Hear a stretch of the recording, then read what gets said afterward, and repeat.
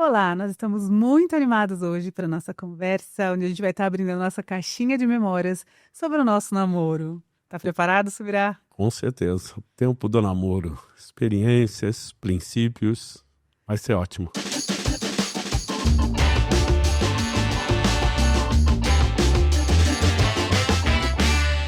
E uma curiosidade, assim, o que você, como um menino jovem, na época, considerava assim como os critérios na sua escolha? O que você considerou? Bom, vamos lá.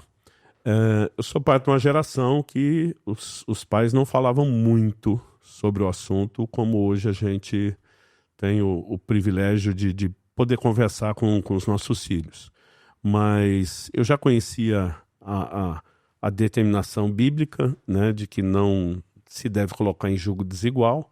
Sabia que tinha que ser alguém da mesma fé. Aos 15 anos de idade, fui cheio do Espírito Santo, tive uma experiência marcante, então queria servir a Deus, segui-lo, andar nos princípios da palavra. Então isso era o critério negociável que os pais apresentavam, a gente já entendia.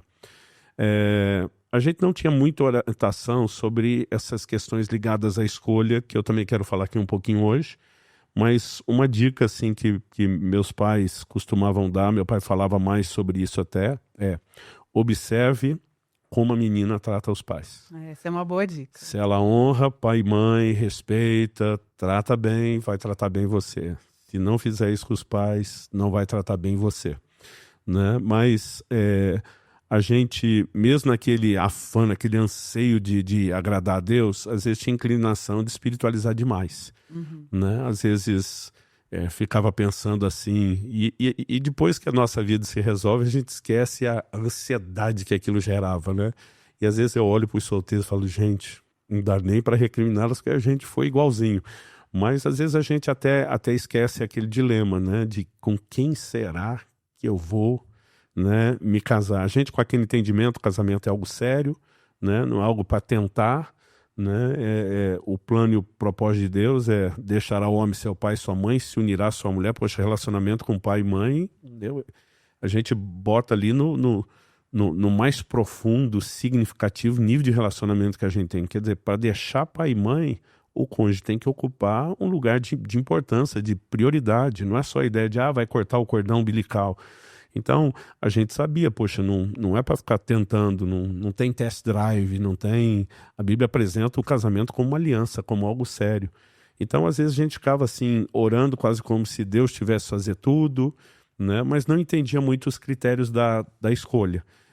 Hoje, eu gosto de poder dizer para as pessoas que é bom levar em consideração algumas coisas. Primeiro, eu não acho que ninguém nasceu com um par predestinado, senão Deus já podia colocar o nome na testa, né? Ia ser bem mais fácil, né? Facilitaria tudo. Aquele meu, eu sou dela, né? Era só você achar a sua tampa, metade. Então seria mais simples. Por outro lado, a gente não pode deixar de reconhecer que Deus, que sabe até o que é melhor para nós, ainda que nos deixou poder escolher, Ele também pode nos guiar no processo. Com certeza. Então, assim, antes da gente falar do nosso namoro, eu queria falar um pouquinho aqui sobre algo que eu acho que, principalmente os solteiros, eles não apenas querem, mas eles precisam ouvir, né? Então, assim, Deus nos deu o direito de escolha. Em relação a tudo, em relação ao casamento, não é diferente, né? Você pega 1 Coríntios 7,39, o apóstolo Paulo diz assim, a mulher viúva está livre para casar com quem quiser. Esse com quem quiser, eu acho que passa a régua. Só que ele termina dizendo assim, contanto que seja no Senhor. Aí já tem uma... Então, ao mesmo tempo que Deus te dá liberdade de escolha, é como se Ele restringisse o universo. Então, assim, alguém que partilha a fé tem que procurar outra pessoa, né, que partilha a mesma fé em Jesus. A gente não acredita em namoro missionário. Eu vou falar de Jesus. Digo, fale de Jesus, ganhe para Jesus antes, né? Não é uma possibilidade, não é uma questão de estatística, é uma ordenança bíblica. Eu acho que quem está simplesmente procurando fora precisa reconhecer isso. Já começou quebrando um padrão divino. Agora, como contar com a ação de Deus, o cuidado de Deus, a direção de Deus, quando a pessoa deliberadamente já começa afrontando um princípio divino? Não dá certo. Então, nós temos liberdade de escolha, mas Deus restringe esse universo de escolha, né, a pessoas partilhem da mesma fé. No Velho Testamento, a gente tem um episódio parecido. No livro de Números, um dos cabeças da tribo de Manassés, chefe dos clãs, ele só teve filhas mulheres, né? E aí começou aquela questão, poxa, elas vão ser envolvidas na partilha da herança? Ele é um dos principais, vão. Depois que foi definido que iriam, aí vem a pergunta, mas se elas casarem com homens das outras tribos, a herança da nossa tribo vai ser diminuída. Levaram o caso a Moisés, Moisés levou o caso ao Senhor e a resposta é divina, né? Então isso é importante entender que foi Deus, não foi apenas um consenso, foi que as filhas de Zelofeade casem com quem bem parecer aos seus olhos, ou seja, com quem quiser, contanto que seja na tribo de seus pais. Então a gente já tinha essa premissa de Deus dizendo, casa com quem quiser, mas vou ter que restringir o universo de escolha para não quebrar outros princípios meus. Né? Então, até hoje, isso para mim é muito importante. Hoje eu digo às pessoas, não é escolher apenas alguém da mesma fé. A gente viu tanta gente casou na igreja e teve problemas sérios. Eu acho que hoje os critérios precisam ser ampliados. Eu vi uma vez uma pessoa falar, isso não foi dentro de casa, que o casamento não deveria ser só uma união de pessoas, mas de propósitos. Então isso me colocou outro filtro. Eu preciso de alguém que não apenas ame Jesus e esteja disposto a servi-lo, obedecê-lo, adorá-lo, ser fiel a ele, mas que me ajude a cumprir e executar o meu chamado, né? E para que eu possa, inclusive, saber se a pessoa está apta a caber naquilo, eu tenho que entender o meu propósito, né? Então, eu determinei para mim mesmo que antes dos 18 anos, aos 15, eu não ia namorar, como se fosse uma eternidade, aqueles 3 anos, parecia, né? Sim. Mas na época eu entendi que era o mínimo, né? Então, foi por isso que depois nós acabamos colocando uma regra para os nossos filhos, olha, antes dos 18 não pode. Né? E se chegar aos 18 e não entender o propósito de Deus para você, também não pode. Porque se você não entender o propósito, como é que está escolhendo um parceiro para a vida inteira? Eu acho que essa orientação também foi muito boa. Quando nós começamos a namorar, ou estávamos na iminência, eu lembro que eu te perguntei, você gosta de viajar? Né? Você lembra a sua resposta? Sim, para isso nasci e vim ao mundo. Mas Eu já nasci com a mochilinha nas Isso. costas, eu acho que foi essa, né? Para isso nasci e vim ao mundo eu usei mais que você. Mas você falou, já nasci com uma mochilinha nas costas. Eu falei, olha, eu não posso te prometer uma vida normal. Né? Se você é a mulher que sonha com o marido esteja em casa o tempo todo, que tenha determinadas rotinas, eu não posso satisfazer a sua expectativa. Eu vou viajar muito, haverá momentos onde você vai poder me acompanhar, haverá momentos depois com os filhos pequenos e fases que não, né? E a gente tinha que entender algumas dessas coisas antes de assumir um compromisso para uma vida inteira. Então, eu acho que essa sua pergunta ela é muito importante. Queria até dizer para quem nos assiste, principalmente os solteiros, a gente tem que pensar muito antes de escolher. Você é livre para escolher, mas depois escravo das escolhas que fez. E um pouquinho sobre essa questão dos critérios. O critério é aquilo que não pode ser negociado, eu acredito. Né? Eu lembro que as meninas elas faziam muitas listas com questões que não eram tão relevantes. E eu ouvi de pessoas que acabaram nem se casando, porque colocaram um grau de exigência tão alto e confundiram talvez um pouquinho o critério com essa questão de expectativa pessoal, enfim. Né? Eu me lembro de uma história que eu vi hoje, uma senhora, né, que ela deixou de considerar um candidato simplesmente pelo fato dele não gostar do mesmo sabor de suco que ela gostava. Que era bem comum, inclusive, você contando essa história. Era um suco de tomate. E ela sonhava em viver toda uma vida e por muitos momentos na vida dela ela queria estar sentada do lado do amado tomando suco de tomate. E eu lembro que a gente riu e até ela mesma falou, foi muita imaturidade da minha parte e ela estava contando como um conselho. Tipo assim, olha, não sejam esse tipo de pessoa que eu fui.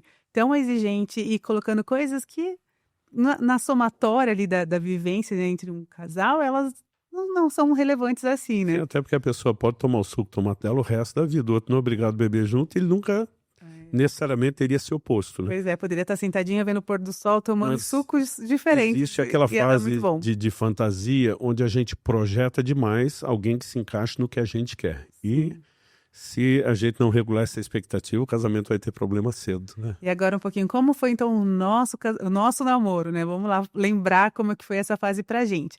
Nós tivemos um grande, assim, uma dificuldade ali que era a distância. Nós iniciamos o nosso namoro com quantos quilômetros de interior de São Paulo, interior do Paraná? Antes de mais nada, vamos dizer que havia aquela sensação clara de que você encaixava bem nos critérios, né? Sim.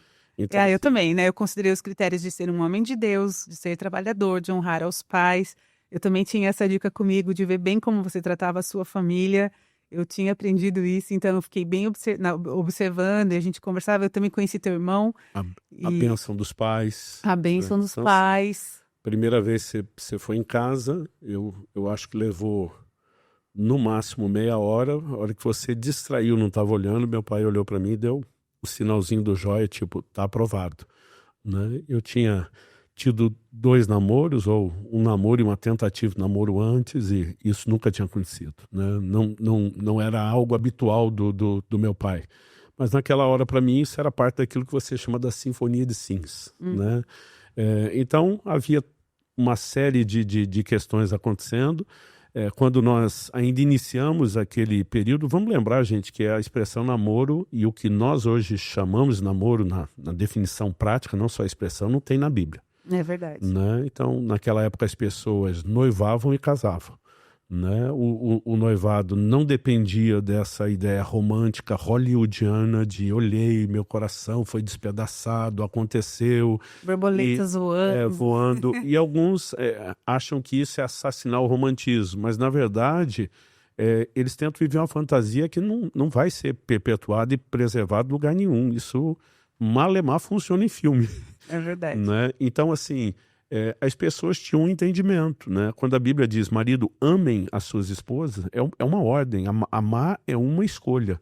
Né? É lógico que é fantástico olhar para quase 30 anos de casado tem com você, né? E dizer, amei desde o início, sigo amando mais até hoje, mas ao longo das nossas histórias nós também vamos ter que abrir dificuldades que nós enfrentamos por relacionamento, como todo mundo vai enfrentar. Então, e antes da gente entrar nessa dificuldade da distância e as outras que a gente quer compartilhar, abrindo a caixinha mesmo aqui da nossa história, eu queria falar, porque você mencionou, eu tive duas ou 3 pessoas que eu conheci antes da gente namorar. E você considerou. Eu acho isso uma coisa bem legal, porque eu tenho ouvido várias pessoas contarem que entraram num relacionamento sendo cristãos, então oraram, entenderam que era a pessoa, e aí elas tiveram muitas dificuldades no namoro, até decepções mesmo, e até algumas avaliações, tipo assim, nossa, essa pessoa não tem muito a ver comigo, como eu imaginei inicialmente, mas elas tinham algo que construíram no coração de que teriam só um namorado ou uma namorada na vida. E o que você acha desse mito, assim, que só pode conhecer uma pessoa? E quando eu tô falando conhecer aqui, não estou falando do conhecer bíblico, nós não cremos na intimidade física, Sim. no relacionamento, né, no casamento inicial, ou nessa fase que a gente chama namoro, e alguns grupos chamam de romance real, e a gente não acredita que o contato físico deve ser mínimo, a gente vai explorar um pouquinho essa ideia aqui, mas o que você acha desse conceito de que da onde que nasceu, será essa ideia que você só pode ter uma pessoa antes de casar, no sentido de conhecer e... Aquela questão de, também a gente via muita gente defraudando o outro e não e começa, termina. Eu acho que nasceu da boa intenção das pessoas de honrar a Deus e o plano familiar. Né? Então, por exemplo, não é o que a gente era ensinado que o namoro era para conhecer, para ver se daria para assumir o resto do compromisso ou não. Então, assim... minha geração não tinha essa ideia de, né, só pode namorar um. É lógico que a gente pensava, seria o ideal. Sim. E aí que a gente tem que discutir o que é namoro e quais são os padrões. Porque ficava naquela coisa dos padrões meio mundanos também, porque daí começava a namorar, Porque, tipo, aí abraça, namora. Mas se ainda não sei se já tô abraçando, beijando, tocando, então assim... E depois, como vai reproduzir isso quantas vezes e fica uma coisa meio difícil. A chance... né, de se avançar, tropeçar, cair com envolvimento físico enorme, e depois termina, gera um baita do mal-estar. Então, isso acaba sendo errado e equivocado. Eu tô falando isso mais assim pra gente ter essa advertência mesmo aí para os jovens que estão nos ouvindo, que a gente deve levar em santidade, sim, essa fase de conhecer, para que quando você, de repente, perceba, puxa, essa pessoa não é aquilo que eu pensei, ou na medida que se conversa e se conhece, vai vendo as diferenças, fala, poxa, olha, não é por aí. Vamos colocar um ponto aqui nessa amizade, seguir amigos, e o legal de ter esse relacionamento saudável e entender que essa fase de estreitar, de conhecer, é realmente para ver se dá para dar liga para a vida toda, Exatamente. Né? Então, assim, aí fica alguns assim, não pode conversar muito com a menina porque vocês não são namorados. Mas não posso namorar sem conversar e saber se... Né? Então, assim, eu acho que a gente precisa dizer para os jovens cristãos, os meninos e as meninas, tem que ter amizades saudáveis, mesmo com pessoas do outro sexo. Eu fui durante muito tempo o pai ciumento, né? zelando pela nossa filha. Mas eu lembro que aos 16 anos, para surpresa dela, eu falei, filha, eu não quero que você viva cortando os meninos do jeito que você faz. Você pode ter amizades, você pode, né? E a gente encorajava ela, né? Estou falando porque é mais fácil falar isso sobre a Alice do que sobre Israel como garoto, eu como o pai ciumento. Se você não tiver amizades, vai ser difícil entender quem é a pessoa que se encaixa não só no seu propósito, mas poxa, você não consegue ser amigo agora, vai passar o resto da vida junto, achando que vai conseguir depois. Então, assim, tem questões que elas deveriam caber independente do namoro ou não. E até eu acho que uma dica bem legal, assim, para os solteiros aí que estão chegando nessa fase da escolha, e estão nesse momento de observação, é que desenvolva uma amizade o mais profunda, que você possa com a pessoa que você tem essa, até você vai sentindo realmente, né, se você é aquilo mesmo que você pensava. Então seja amigo, sabe? Saiba conversar, dar risada juntos, isso é muito legal, né? E uma vez eu escutei a Priscila, né, nossa nora, falando sobre isso, eu achei tão legal, porque ela falou assim, você não precisa ter um amigo especial e ficar investindo tudo naquilo. Quando você é jovem, está num ambiente de igreja, um ambiente saudável, tenha várias amizades, né? Você não precisa ficar criando movimento, tipo, situaçõezinhas, que não tem que ficar conversando um a um, não é isso que eu tô falando, mas é sentar numa mesa, ter conversas intencionais, colocar assuntos inteligentes e ver como responde aquelas pessoas que você fala, aquele é interessante, aquela ali parece uma menina sensacional, e fazer essas avaliações, eu acho que é muito importante. Eu acho que a gente teve na nossa geração, a gente tá ficando aí, a gente já tem várias décadas aí de somos avós, né? né? Somos avós. E na nossa geração, a gente tinha mais essa liberdade, eu acredito, assim. Depois eu vi isso acontecendo na igreja, que muitas regras foram sendo tomadas porque os jovens começaram a se perder demais nessa questão do envolvimento físico. Então, vinham os escândalos, jovens grávidas e tudo, e começaram a criar muitas regras para tentar poupar essas pessoas também de viverem essas histórias. Mas eu creio que a gente deve ensinar os princípios, né? E isso também é um dos nossos propósitos, dos nossos bate-papos. A gente tá vendo os princípios, e é importante, a gente tinha muita liberdade de a gente sentar todos juntos e conversar, e a gente dava risada, e a gente trazia muitos assuntos realmente à mesa. E não tinha que ficar aquela tensão de, tem que ter o clima, não. Por exemplo, a gente já contou num outro episódio sobre como nos conhecemos. A gente teve uma aproximação, teve um tempo de distância geográfica, eu mudei para o Paraná e tivemos nosso reencontro. Na fase do reencontro, que você me chamou de mais atenção, eu estava conversando com uma outra moça de uma cidade próxima, né? E tipo assim, uma vez eu fui pregar na igreja de vocês e ela foi com outros amigos para me ouvir. Eu lembro que nós saímos comer, tava você e ela junto. E eu me lembro, rapaz. Você lembra, né? Mas me lembro. Você percebia todo o movimento? Com certeza. A gente é esperto, assim, tipo, quando eu já tinha um interesse. E aí, quando você chegou para pregar numa igreja, vocês foram num grupo de jovens, né? Éramos o grupo de jovens. E eu percebi de cara que tinha ali uma concorrência, entendeu? Então eu falei, vamos aqui marcar, assim, tipo, vamos tentar ser amiga aqui e também deixar que ele conheça quem eu sou. Então, com certeza, aquele dia foi decisivo, né? Diante das mesmas circunstâncias, comparar a maneira como cada um estava se comportando, eu pensei, puxa, eu acho que para esse estilo de vida que eu tenho, que Deus me chamou, aquela pessoa não vai caber tão bem, não vai fazer bem para ela. Não é desfazer da pessoa, né? Porque a pessoa não é boa. Não é boa. Talvez ela não foi planejada dentro do plano do propósito de Deus para aquele contexto. Então, assim, só que normalmente eu disse, olha, nós podemos sair comer, eu lembro que uma vez fomos ao cinema, e a oração sempre é importante, né? Porque ao mesmo tempo que a gente fala da sinfonia de sim, algumas vezes vai dando uma de não, né? Sim. Então, assim, a gente foi sem planejar, chegou de última hora, que vamos ver, acabamos assistindo a Lista de Schindler. Tinha clima nenhum para conversar nada, saiu todo mundo chorando perto do encontro que foi-se embora, né? Então, há uma série de questões que podem estar acontecendo de maneira honesta, né? Então, assim, eu lembro... Eu não sabia se por estar reaproximando e começando com você, se eu tinha tocado no assunto dela para você, mas como você disse, no dia ficou evidente. Mas eu lembro de ter sido honesto com ela e dizer, olha, eu não estou conversando só com você, né? Para assim, não criar uma expectativa. Às vezes a tentativa de dizer posso ir adiante ou não já acaba machucando. Uhum. Então eu acho que as amizades, elas nem precisam ser declaradas especiais. Pode ter um momento onde são. Então, por exemplo, Israel e a Priscila chamavam aquilo de romance real. A Lissa teve algo que foi chamado de amizade especial antes e, de repente, ela perdeu a paz, não foi, porque às vezes não é só se a pessoa, se a família é incrível, se é o plano, né, se o propósito tem match ou não, mas é conseguir entender algo mais. Tem um elemento final da gente compreender que Deus sabe coisas que a gente não sabe. Nós não podemos escolher sem ele, né? Quando Abraão e Ló vão separar, né, Abraão fala para Ló, cara, você escolhe a parte da terra que você quiser, eu fico com a sobra. Qual a consciência dele? Para onde eu for, Deus está comigo. Né? O Ló olha para as campinas bem regadas lá de Sodoma e Gomorra, não tem informação privilegiada de que em breve Deus vai destruir e faz a escolha dele. Né? Então, assim, escolher sem Deus, ainda que seja o direito de usar o nosso livre-arbítrio, são opções ainda bem limitadas. Então, assim, eu lembro que eu orava muito, dizendo, Senhor, eu preciso ter certeza que o Senhor está guiando, que o Senhor está dirigindo.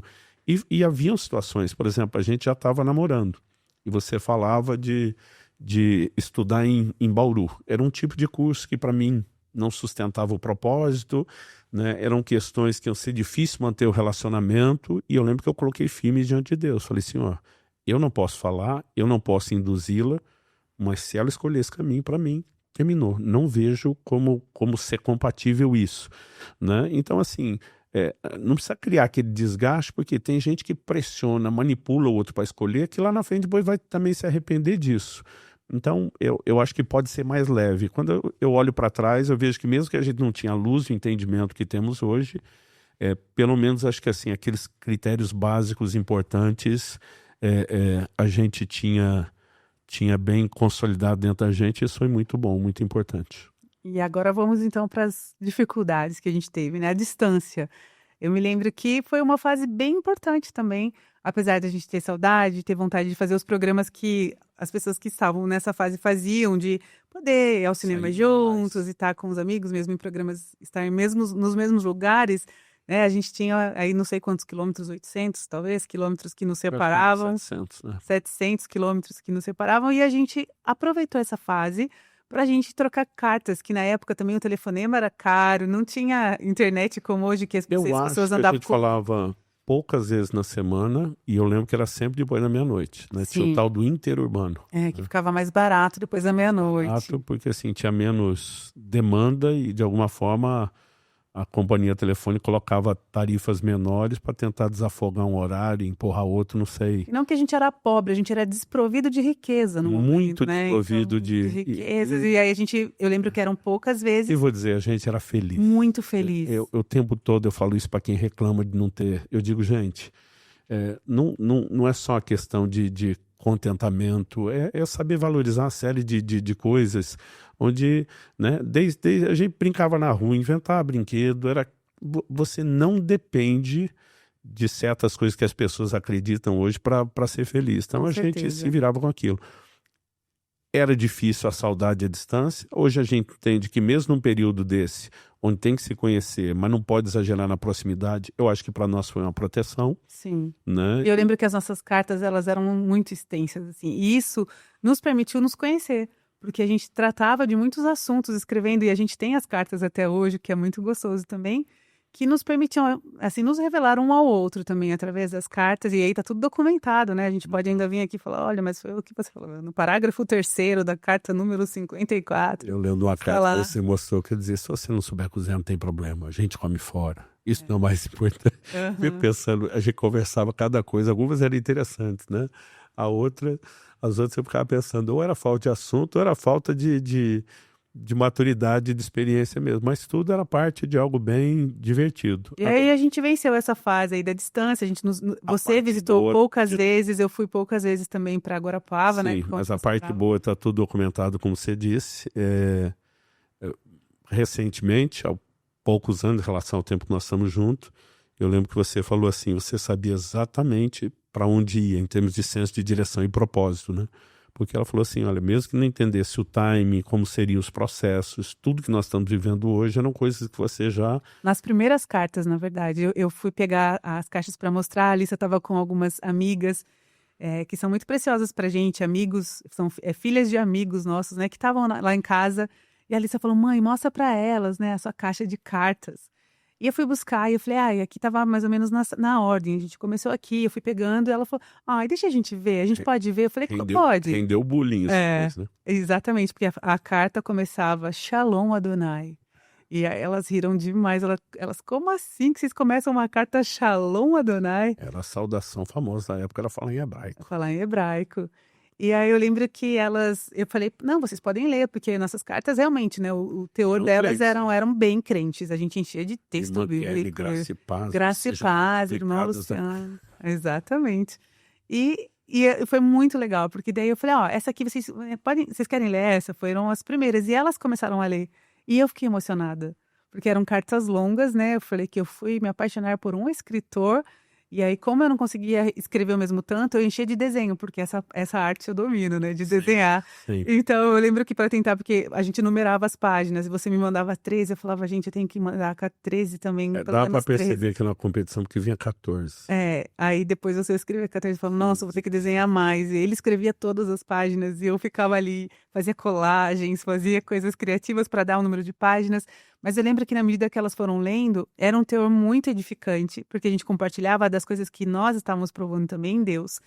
E as coisas que elas começaram a ler em voz alta ali, eu fui me emocionando, porque eu falei: "Gente", eram as primeiras cartas, Temos assim, que sentar um dia desse e reler, e né. ler junto, fazer Eu me junto. lembro que eu ouvi um dia a Debbie Tyros falando que ela também tinha as cartas que ela trocou com o esposo Larry, que são pastores americanos, um casal, ela já está com o Senhor, mas eu me lembro do dia que ela falou que ela tinha esse hábito de sentar os netos e ler as cartas, e os netos amavam. Eu falei: "Então tá aí, né, algo que a gente pode fazer e com os nossos netos também, para eles participarem disso", e era muito legal. Eu me lembro que as meninas ficaram emocionadas e eu me emocionei, porque ali estavam já um direcionamento profético muito claro daquilo que Deus já estava falando com você, isso quase 30 anos atrás, na verdade mais de 30 anos essas cartas têm.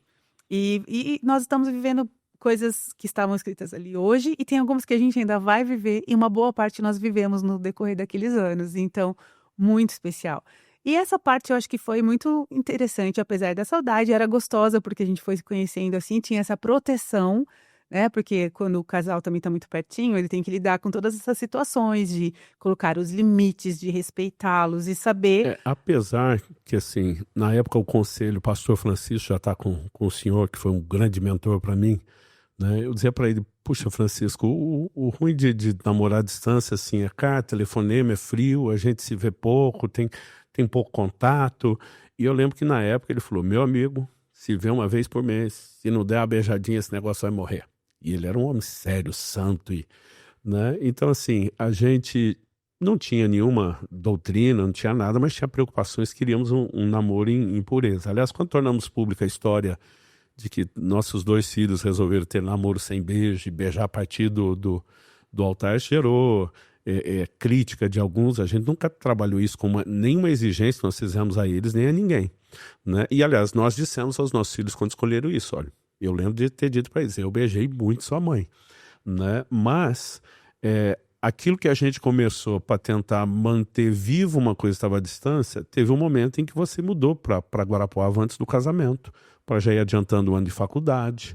Eu lembro que eu pensei nisso, seria muito bom, porque assim, quando sai da casa dos pais é um choque de adaptação, né? Eu pensei: bom, se ela sair quando solteira, quando eu casar, eu sou o redentor, eu não sou o vilão que tirou de lá, né? Tinham coisas boas, mas a partir do momento que a gente começou a estar próximo, aquilo que no início a gente pensava é bom para ter o mínimo de calor, a gente percebeu que poderia ser calor excessivo. Inclusive, você foi morar com uma família, né, da igreja, o Ailton e a Beth, eles tinham 2 filhas, né? Você virou a filha mais velha lá da casa. Eles tinham um filhinho, né, também. E eu lembro que ele falou para mim assim, né? E falou assim: na igreja você é o pastor e manda. Aqui em casa eu sou o pai adotivo e mando eu. Uhum. Né? E ele falou: tem regras. Então, assim, ele falou: ó, quando der tal horário, você vaza, né? Acho que era 10 da noite, tipo, não é mais hora. E agora a gente vai entrar um pouquinho de como a gente também teve esses cuidados e eles também nos ajudaram nisso, né? Então, meio que foram as nossas regrinhas. Nos ajudaram nisso. Mas eu lembro que um dia ele falou assim: ó, se por alguma razão eu precisar que você vá embora antes, eu não quero ter que entrar na sala e te chutar de lá. Então, ele estabeleceu um código comigo que você não sabia de nada. Ele falou que ele ia simular uma pigarra e começar a tossir, e teve um dia que eu não me lembro o que aconteceu, acho que era algum compromisso da igreja. Mas eu cheguei, já era assim, mais de 9h30, eu tinha pouco tempo para ficar ali com você, para conversar, e era uma sala aberta, então assim, era uma privacidade de falar tudo que a gente queria ser necessariamente na frente dos outros, mas nada que a gente ficasse também tão isolado.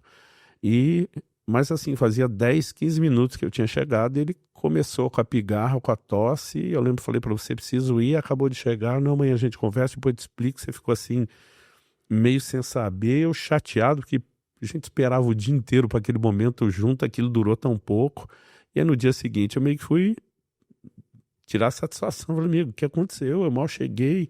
Aí ele começou a rir. Falei, o que você tá rindo? Ele falou, não, eu nem lembrei do nosso acordo. Ontem eu só tava com pigarro mesmo, tava com... Não era nada daquela questão do código. Mas a gente evitava, né? Sair... A gente sempre tinha uma vela com a gente, né? Então, sair sozinho. Obrigado, Carla, Renata e Cacá, e vocês foram ótimos, os três, e se revezavam. Eu lembro que a gente ia sair, tipo, levava um, levava outro. E foi uma proteção que a gente também ensinou para os nossos filhos depois, né? Assim, evitarem essa coisa de estar sozinhos, estar no carro só com a pessoa que você está ali conhecendo e tudo. Porque assim, vai crescendo o amor. Pega uma fase da juventude que os hormônios estão a 1000, turbinado. E eu sempre falo que tem gente que confunde hormônio com demônio, né? Não, estou sendo tentado pelo Satanás. Não é só o Satanás. Ele vai tentar aproveitar situações que explorem, mas assim, é uma fase de explosão hormonal, de descoberta. Soma isso o amor que um está cultivando pelo outro. E eu sempre digo, o maior risco não é nem aquela fase inicial do namoro. Eu lembro quando nós ficamos noivos, bota aquela aliança, que tem um compromisso por vai casar, que é quase como se fosse é meu, né? Isso aí, pra gente, eu lembro que tinha horas assim que a gente teve que começar a botar regras, diminuir contato físico, parar, né? Orar. Então, quando os nossos filhos sinalizaram, né, o anseio de ter um outro padrão, a gente falou, a gente abriu com eles os nossos desafios. Né? Eu uma vez ouvi alguém falar em algum lugar, gasolina de crente também pega fogo, né? E as pessoas precisam ter isso em mente, né? Porque assim, não é uma coisa, ninguém entra no namoro pensando assim, eu quero pecar, eu quero ofender o coração de Deus, mas uma coisa vai levando a outra, e o calor não só dos hormônios, mas das emoções pode levar a gente a querer avançar os movimentos antes. Então assim, hoje se voltasse lá atrás, né, eu disse isso para meus filhos, sustento. Eu teria feito a mesma escolha que eles. Né? A gente pode desfrutar daquele tempo de amizade, de proximidade, de conhecimento, de interação, sem avançar determinados níveis de intimidade que eu acho que não foram feitos por uma fase eu me lembro que onde as pessoas sentem a liberdade de voltar atrás num relacionamento. Eu tô aqui, enquanto você tá falando, tô lembrando de um casal que eles chegaram, assim, já casados pra gente, mas aí a gente tava um dia conversando sobre como é importante, eles não eram convertidos enquanto namoraram. E a gente estava falando como é importante ter santidade no namoro, que isso é algo que agrada o coração de Deus, é algo bíblico. Daí eu lembro da cara deles se olhando e eles falaram, mas por quê? Não pode transar no namoro? E eles estão chocados com aquilo, assim, tipo, aonde que está escrito isso? E aí eu quero te perguntar, pastor Subirá, aonde está escrito isso? É verdade que você não pode ter intimidade no namoro, biblicamente falando? Mostra aí pra gente. 1 Coríntios, capítulo 7, verso 1, né?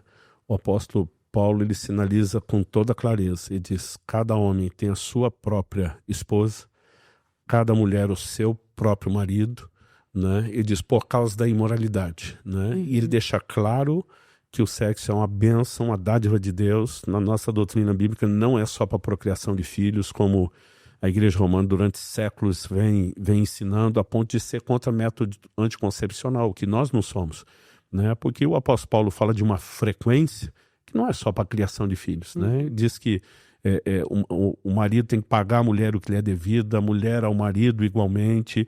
Ele diz, se for ter uma pausa na intimidade, ele diz, não se prive um ao outro, a não ser com mútuo consentimento, por um pequeno período de tempo, para dedicar a oração. Ele diz, junta de novo depois para que Satanás não vos tente. Então, ele mostra que a coisa tem a ver com deleite, com evitar a tentação, uma série de coisas que para nós não é só a procriação, mas ele limita com toda a clareza, né, isso ao casamento. E estou falando de um texto do Novo Testamento, né? No Antigo era evidente se o homem se envolvesse com a mulher antes ou fora do matrimônio, a lei estabelecia punições.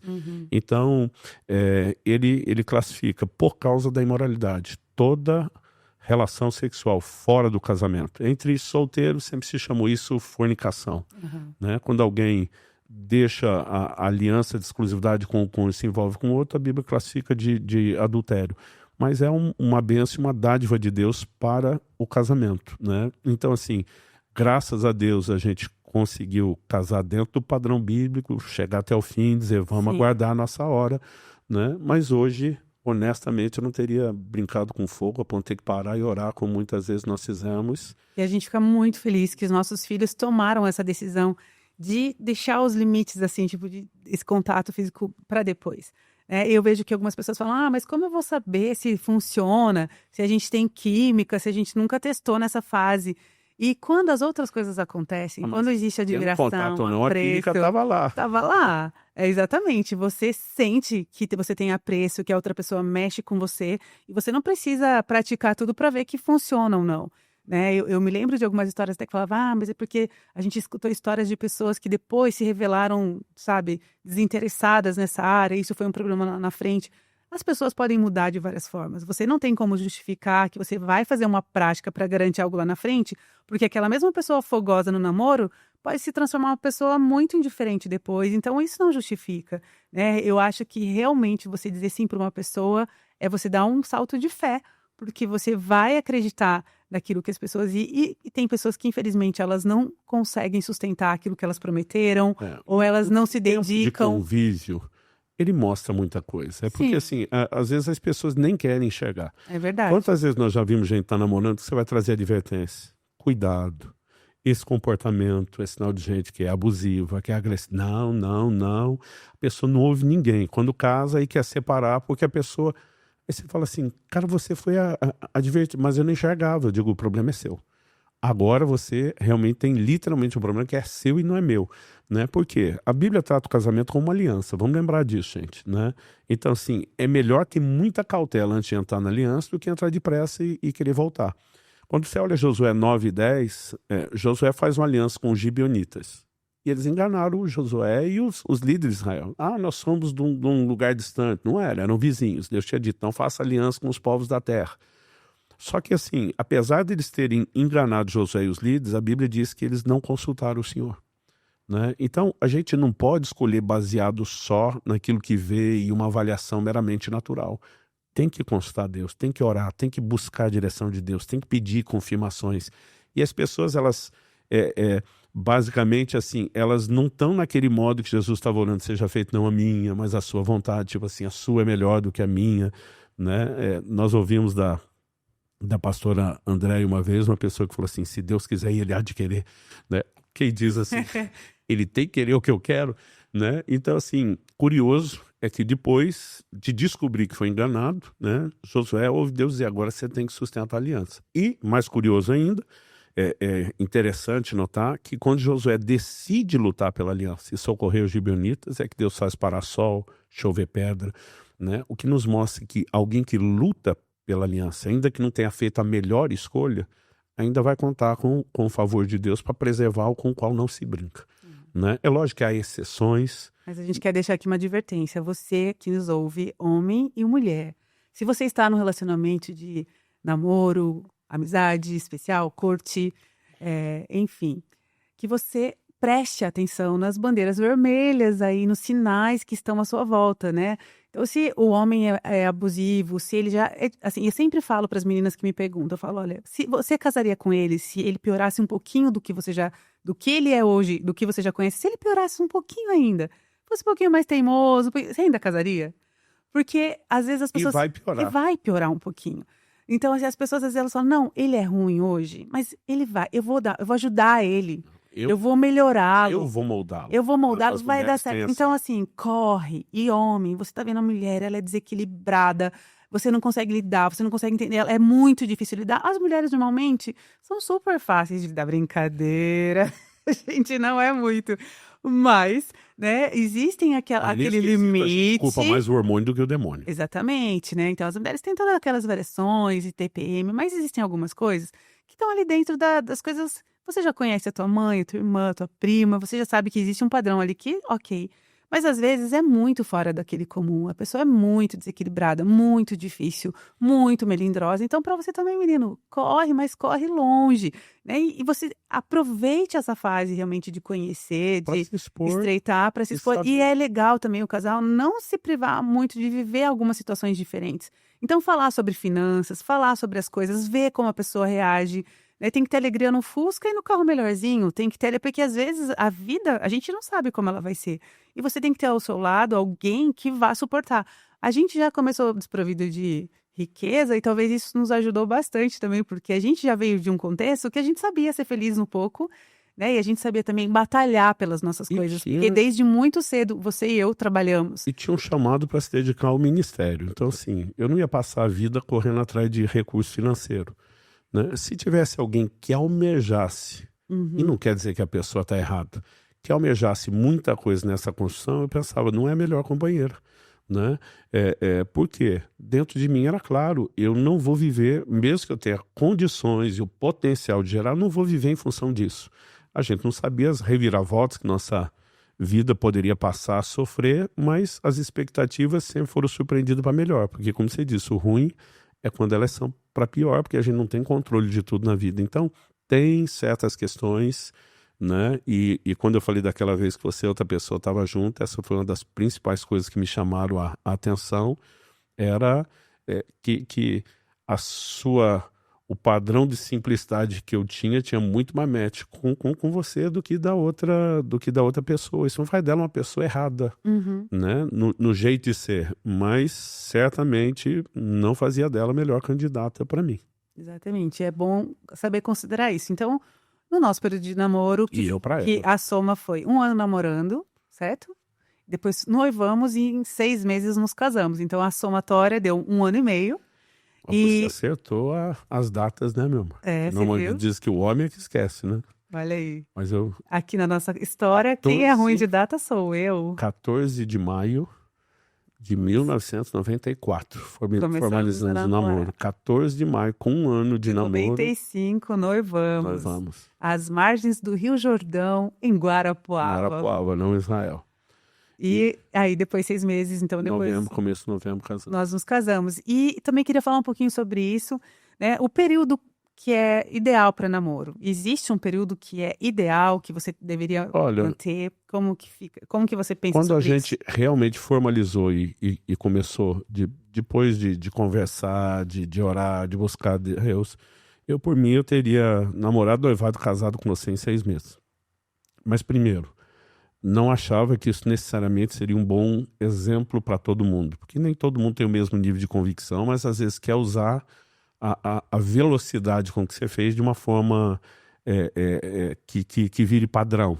Segundo, eu não tinha condições financeiras de fazer um movimento rápido. Vinha me organizando, me preparando, começo de vida, de ministério, né? E por mais que tivesse aquela disposição, eu e você, de se adequar a um modo bem simples, a gente precisava de tempo, se organizar. Então, assim, mesmo com nós dois trabalhando, a gente precisava do básico e com isso a gente teve que ter paciência. Mas eu não definiria um padrão de tempo. O que é importante, e normalmente a gente diz que precisa de tempo, é para que se tenha convicção. Então, por exemplo, vamos falar da Alissa, nossa filha. Viu o Caleb a primeira vez no final de fevereiro. Me disse, vou casar com ele. Encontrou ele a segunda vez, nunca tínhamos falado na vida, nem nessas duas ocasiões se conversaram. Final de março, ela me diz de novo, vou casar com ele. Né? Isso é uma história que depois nós vamos deixar eles contar e tem a nossa versão, porque eu orava e pedia a Deus que eu queria conhecer meu genro antes da minha filha e graças a Deus o Senhor falou comigo isso antes. Mas eu não sinalizava nada para ela, porque eu queria que fosse a escolha dela. Quando finalmente começaram a se conversar início de abril, metade de maio, eles já estavam formalizando um relacionamento de amizade especial, né? Aquilo durou pouco. Em julho do mesmo ano, eles estavam noivos, em dezembro casaram. E eu lembro que quando a Alissa estava sinalizando já, né, o anseio de ir adiante, eu quero casar depressa, eu lembro que eu falei, filha, você não acha que está indo muito depressa? Mesmo que a gente tinha uma palavra de Deus, tinha paz em tudo aquilo, ela olhou para mim e falou, pai, você sempre disse que o tempo é importante para ter convicção. Né? Ela falou assim, eu tenho convicção, eu aposto minha vida nisso. Né? Eu não tenho assim um pingo de dúvidas, não tenho, esperei a vida inteira ter essa convicção que eu nunca consegui ter, né, em nenhuma possibilidade de relacionamento. Então, eu acho que essa questão da convicção é mais fácil. Agora, eu deixei ela avançar porque a gente também tinha uma palavra clara de Deus antes de saber. Senão, eu teria segurado um pouquinho mais. E também deixei avançar, não apenas porque eles estavam apaixonados, a gente entendia um timing em Deus. Então, há uma série de coisas. Outro dia alguém me perguntou, cara, a forma como seus filhos casaram, você botaria como padrão? Eu falei, de jeito nenhum. A idade que Israel casou, não aconselho o filho de quase ninguém se casar. Mas havia uma conjuntura de fatores que a gente entendeu aquilo, né? A velocidade, porque a Alice conseguiu ser mais rápida que o Israel, né? O Israel com um ano, menos de um ano ali, foi também namoro, noivado e casamento. Mas o que a gente diz é importante ter convicção. Agora, quando eu vejo a gente tá namorando há 10 anos e não tem convicção, eu falo, gente, a própria falta de convicção depois de tanto tempo tem que ser, porque não é. Porque assim, tem gente que tá quase passando a vida junto para depois decidir se vai ou não vai, né? Então, eu acho difícil a gente estabelecer regras, mas o tempo do namoro deveria ser proximidade, servir aquela triagem de propósito, de relacionamento, né? Eu já conseguia perceber, por mais fantástico que você fosse, que a gente teria problema por causa de mim, porque eu já era diferente de você, né? Então assim, mas tem questões que você olha e fala assim, cara, isso aqui são coisas que nós vamos ter que lidar, vamos ter que ser maduro e lidar. Então assim, eu já sabia... A frase do Luiz é muito boa, né? Que dos imperfeitos, você tem que achar o mais perfeito dos imperfeitos. Eu lembro né? que eu falei isso, nem Priscila, que a família toda, a gente era apaixonada por ela já há muito tempo, todo mundo. E eu lembro que eu fui falar, nem Priscila é perfeita. Eu falei, mas das imperfeitas é a melhor. Então, assim, a gente tinha questões. Eu lembro, tão logo casei, eu já tinha coisas que eu consegui perceber no namoro e noivado, né, em relação a você, que eu não sabia que talvez depois seria um grande desafio para mim, né? Então, por exemplo, eu falo para todo mundo, a sua dificuldade de fechar as portas dos armários da cozinha enquanto estava na cozinha. Você diz, eu estou mexendo, eu preciso aberto, acesso fácil. Mas sua cabeça dava abaixo da altura da porta. Eu sempre batia a porta na quina, eu ficava doido. Por que não fecha? Né? E, cara, chegou um dia, eu tomei a decisão nela que tem que fechar. Eu tenho que ficar atento na cozinha. Aquilo vai estar aberto o tempo todo e acabou. Né? Então, assim, eu lembro que você não dava recado do pessoal da igreja. Aí chegou uma hora, eu falei, eu não vou ficar brigando com aquele por causa dos outros. Eu botei uma secretária eletrônica, né? Porque no início eu colocava papel e caneta para você anotar os recados telefônicos. Você dizia, eu até anotei, mas não lembro onde pus. E assim a gente teve muito estresse. Eu falei, cara, eu amo essa mulher, vou viver com ela a vida inteira. Não vai mudar, não tem problema. A gente tem coisas que adequa, porque não é princípio. Eu ficava pensando que você tinha que se adequar muito mais do que eu. Então eu dizia, vai valer para os dois o esforço. Então tem questões, não adianta esperar, né? Eu acho que se os dois foram tão iguais como alguns imaginam, o negócio acaba ficando sem graça, né? E talvez gere outros desafios. Mas agora, se a gente falar, poxa, não dá match na fé, não dá match no propósito, né? É aquilo que você falou, eu mal estou aguentando agora, se piorar um pouquinho, gente, tem sinais que já estão claros para de repente você dizer, não é. Uhum. Isso, e tem coisa que nem desmerece a pessoa, né? Teve pessoas que eu tive contato, possibilidade de namorar, namorei, comecei, terminou, não é, isso não desmerece a pessoa. Eu não era a melhor opção para elas também, e ponto final. É isso. E aqui, no quesito tempo ainda, eu queria só explorar uma questão. Eu já vi muitos casais esperando muito, muito, muito. Agora até... eu quero ouvir você um pouquinho também, quer dizer, eu sei posso tudo falar que você também. passou, né? Eu quero que eles te ouçam. Mas eu queria falar assim, a questão do tempo. Eu já vi alguns casais que assim, só vou casar quando eu tiver a casa, quando eu tiver o carro, quando eu tiver tudo quitado. E às vezes esse tempo, porque é legal não ser tão rápido, né? Então não existe um tempo que é certo, como você já falou, mas porque é legal não ser tão rápido, para você poder conhecer bem a pessoa, ver todas as reações, conhecer a convicção. Não surpresas demais. Exatamente. Demais. Não é bom. Haverá algum nível de surpresa. Então essas histórias que a gente às vezes conta, por exemplo, a da Alice, a do Isa, que foram até histórias rápidas, a gente tinha todo um contexto de muita convicção, de conhecer as famílias com antecedência. Isso tudo cooperou para que essas histórias fossem mais rápidas também. Mas por que é então legal não tão rápido? Para você ter tempo de conhecer, de ver as reações em diferentes contextos, isso é muito legal. Por que não tão comprido? Porque quanto mais o tempo passa, mais você se acostuma, mais difícil você manter essa linha da santidade, então não enrolar demais. Agora, uma coisa que eu já vi, todos os casais que eles andaram... A gente precisava do mínimo financeiramente, por isso não casamos antes, Mas tem gente que quer conquistar tudo primeiro. Exatamente. Uma Eu coisa queria falar. maravilhosa foi a gente conquistar junto. E até alguns pais, assim, eu sei que sempre o coração dos pais é que tem o melhor. Às vezes eles falam, não, meu filho não vai casar antes de acabar o estudo, primeiro vai ter... Eu tinha um pouco dessa questão por ser uma educadora também, eu falava, quero que os meus filhos estudem e se formem antes de constituir família, porque sabíamos já que ser família vai dividir sua atenção, né? Se um menino casa, ele está estudando, ele vai ter que trazer a provisão para casa Os pais e tinham tudo. essa preocupação, que você ia casar antes de terminar a faculdade. Exatamente, meus E pais eu também me assumi um cobravam. compromisso com eles, né, dizendo, olha, como homem de Deus, eu empenho minha palavra. Ela vai levar o estudo até o fim. Né? Então, a gente teve um posicionamento nesse sentido para que você pudesse também completar os estudos. Eu acho que todas as decisões familiares são válidas, mas assim, se para alguém o estudar realmente é algo inegociável, então não começa a namorar tão cedo. Sim. Né? Para não deixar eu aquela quero me formar, eu pessoa... quero pós-graduar, eu quero doutorar. E aí você vai deixar a Uma pessoa pessoa 10 anos no estande. esperando. Isso, Então vá cuidar dos seus estudos. eu acho que realmente as nossas decisões, elas afetam a nossa história, né? E eu tô entrando tudo isso para que, se você talvez está nessa situação de começar, considere todas essas coisas, né? Conversem, porque todos os casais que eu vi, né, que já tinham aquele tempo suficiente para falar, eu tenho a convicção, nós nos alinhamos no nosso propósito, a gente tem essa certeza e a gente quer dar esse passo, mas nós não temos toda a condição financeira. Se a gente começar hoje, nós vamos ter que morar muito simples, viver simples, né? A gente tem o mínimo para pagar um aluguel, para comer, colocar comida à mesa, para a gente poder se, né, dar sequência num formato muito simples. Eu super encorajo a pessoa a ter esse começo simples e conquistar juntos, né? Porque às vezes você, em nome de outras coisas que você está considerando, você deixa o mais importante, né? Às vezes realmente é de não conseguir manter a santidade, às vezes também de ficar brincando com o coração do outro, que você vai colocando essa pessoa nessa espera e sempre vai prolongando.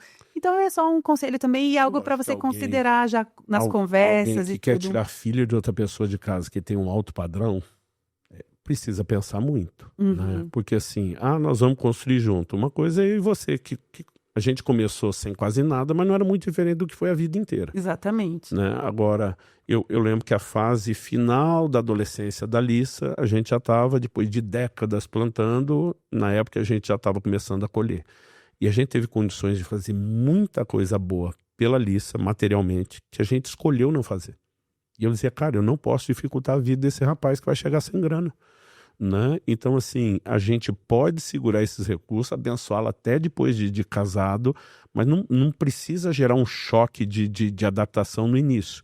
Né? Agora, tem pais do outro lado que podem não estar prevendo uma coisa dessa. Poderia ser um cara que chegasse sem grana, assim, né? A gente estava preparando ela para todas as realidades. Todos os cenários. E até ela mesma falava que tinha abertura até para viver num campo missionário. Então a gente falava, então, né, se você sustenta isso, tipo, se eu encontrar um missionário, ela dizia, eu posso sim ser uma esposa. Então a gente falou, então aprenda esse lugar. E a gente treinou realmente os nossos filhos pensando também nisso.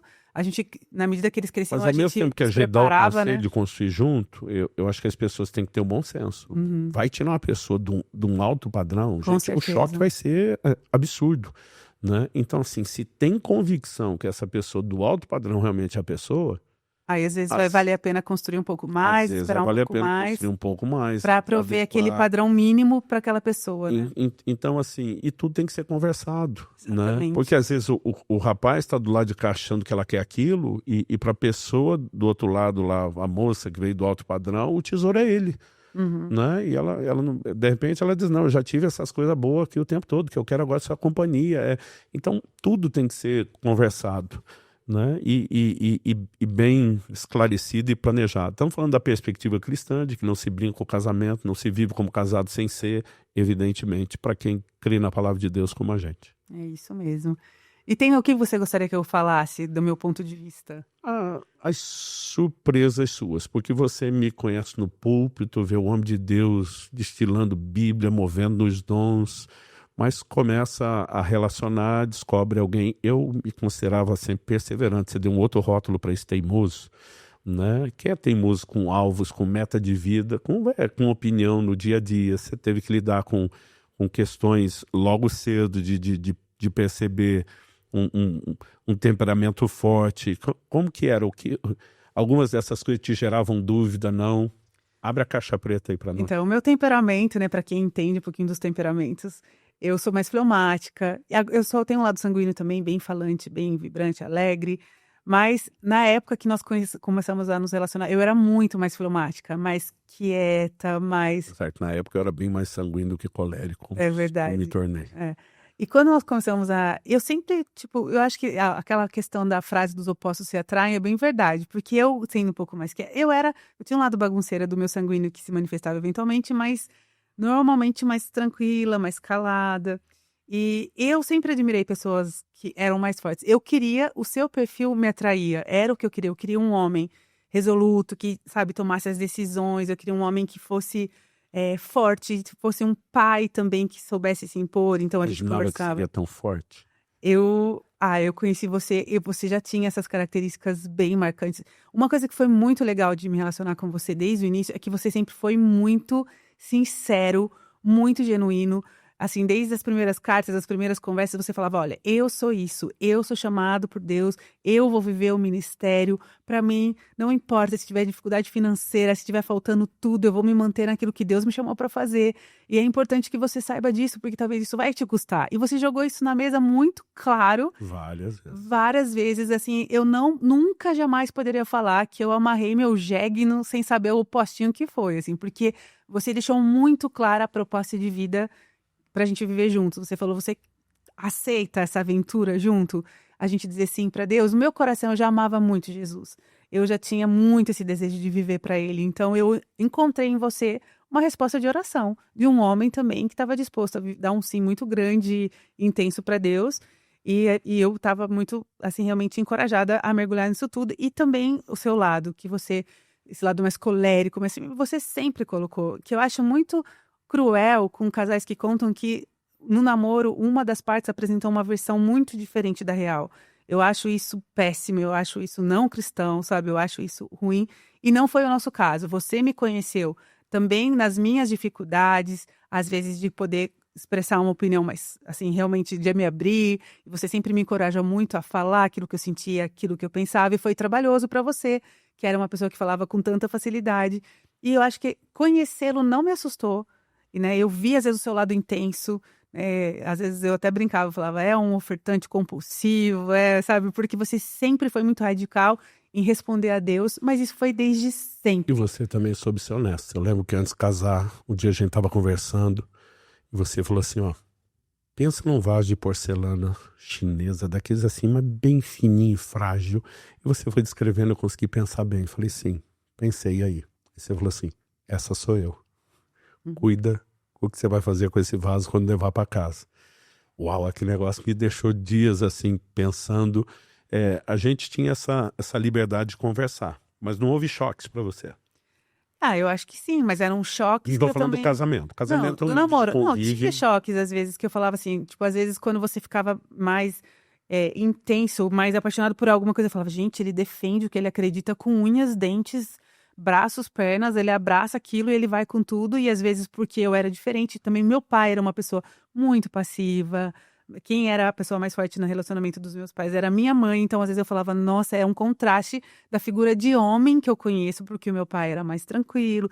Só que, ao mesmo tempo, eu lembrava daquilo que eu queria. Eu queria essa pessoa que pudesse, como né, o responsável ali pela nossa família, ser essa pessoa. Então, eu falava, eu vou ter que aprender a lidar com isso. Então, o choque foi que eu vi essas diferenças, mas tudo o pacote todo, tudo que tinha de bom e continua tendo, né? E você preservou essa parte boa, sempre esteve lá. Então, ao mesmo tempo que você era uma pessoa intensa, você sempre foi muito empático, você foi muito sempre generoso, não só comigo, mas com as pessoas, né? Você sempre foi muito romântico.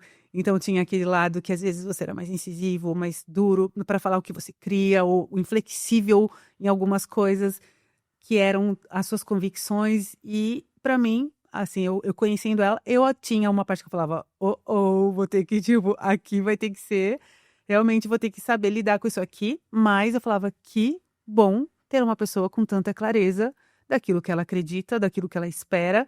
E eu acho que trazer tudo isso de uma forma muito verdadeira foi muito legal. Então, às vezes o meu choque era quando você colocava ou apresentava algo assim. Porque você sempre foi isso, você apresentava, era claro, você sempre deu espaço, falou assim, o que que você pensa, o que que você sente sobre isso, mas então, às vezes o susto era tipo, uau, ele sabe muito o que ele quer, ele sabe muito o que ele acredita, ele sabe muito, e você sempre me deu muito esse espaço para eu colocar a minha parte de tudo. Então, às vezes o susto era como chegava, tudo tão...